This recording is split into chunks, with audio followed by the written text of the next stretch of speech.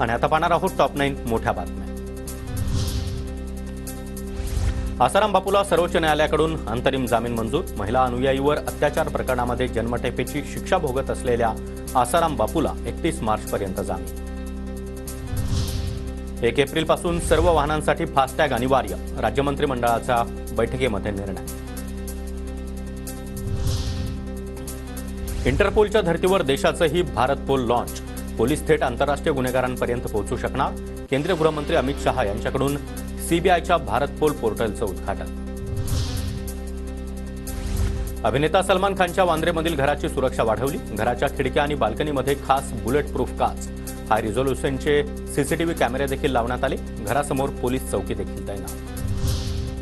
देशातील माजी आणि आजी 2 पंतप्रधानांकडून स्वखर्चातून दिवाळी साजरी। मनमोहन सिंग आणि नरेंद्र मोदी यांनी दिवाळीसाठी सरकारी पैसा वापरला नाही, आरटीआयची माहिती।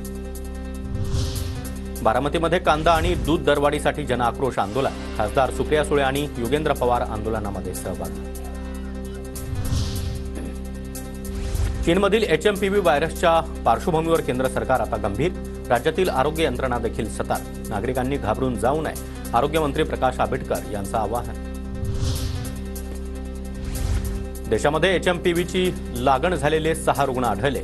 एचएमपीव्ही विषाणू भारतासह जगभरात आधीपासूनच अस्तित्वात, केंद्रीय आरोग्य मंत्रालयाकडून स्पष्ट। नागपुरात एचएमपीव्हीचे 2 संशयित रुग्ण सापडले। 7 वर्षीय मुलगा आणि 13 वर्षीय मुलीला विषाणूची लागण झाल्याचा संशय। 2 लहान मुलं उपचारानंतर बरे झाल्याची देखील माहिती।